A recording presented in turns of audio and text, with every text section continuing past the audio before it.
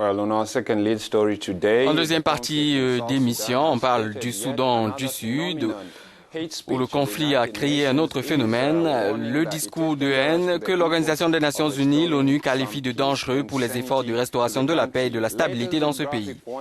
Des lettres comportant des messages haineux et de menaces de violence à l'encontre des personnes originaires de la région d'Équatoria ont été déposées ces deux dernières semaines devant les portes d'organisations humanitaires à Awel, au nord-ouest du pays.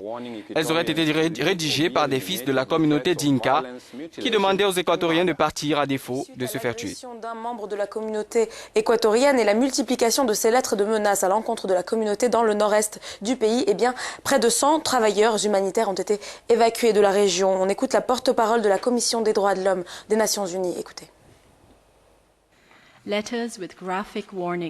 Des enveloppes contenant des avertissements contre les Équatoriens ont été déposées devant les bureaux de plusieurs organisations humanitaires dans le comté Awel-Ouest, dans l'état de Bahr el-Ghazal, au nord-ouest du pays. Des jeunes appartenant à l'ethnie Dinka ont notamment menacé les Équatoriens de les éliminer. Il y a toujours un fond de conflit ethnique dans le pays et les attaques continuent sur une base presque quotidienne, regrette la porte-parole du haut-commissaire de l'ONU aux droits de l'homme. Cela représente une augmentation dans la rhétorique de la haine et des menaces très spécifiques contre une communauté particulière. Nous tirons la sonnette d'alarme parce que, compte tenu de la situation instable du pays, ces menaces ne sont pas de simples mots. Elles peuvent avoir un effet explosif. Eh bien, pour en parler, nous avons en ligne du Soudan du Sud, de notre correspondant Deng Machol. Bonjour Deng. Le gouvernement sud-soudanais aurait minimisé cette menace à laquelle l'ONU fait allusion. Est-ce qu'on en sait un peu plus là-dessus? En fait, le secrétaire de presse du bureau du président a dit que le gouvernement était choqué par cette question et il a décrit cela comme étant une rumeur divulguée par certaines personnes. Aucun Équatorien travaillant dans cette région n'est visé et personne n'est à leur chasse. Les gens ont juste peur au vu de ce qui se passe et de ce qui se fait à d'autres tribus. C'est de ça qu'il s'agit. Le président a dit qu'il n'y a pas de vengeance. Il a clairement fait savoir que les Dinka ne devraient pas se faire justice. Et il a conclu que tout se passerait bien.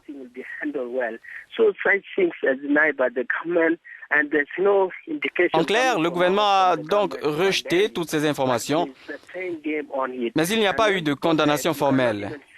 Les auteurs des lettres n'ont pas été identifiés.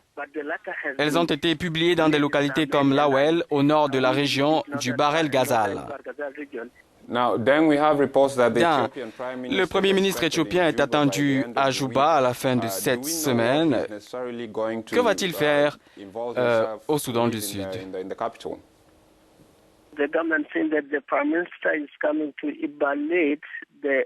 D'après les autorités, le Premier ministre éthiopien vient évaluer le processus de mise en œuvre de l'accord de paix qui a été signé en août 2016.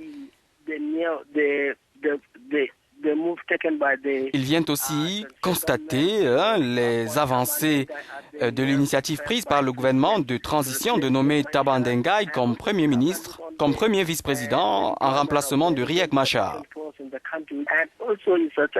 Cette visite lui permettra aussi d'observer le déploiement de la force de protection régionale. Il devrait en outre aborder le sujet d'un éventuel retour au pays de Riek Machar. Deng, pour terminer, la sécurité s'est-elle rétablie à Juba? En fait, la situation à Juba est calme. Mais dans la banlieue de la capitale, ça l'est un peu moins. Les routes sont devenues dangereuses et les assassinats ciblés s'y sont multipliés. Cette situation se vit aussi à Malakal. Les conditions de sécurité ne sont donc pas bonnes. Voilà, c'était Deng Machol, notre correspondant au Soudan du Sud.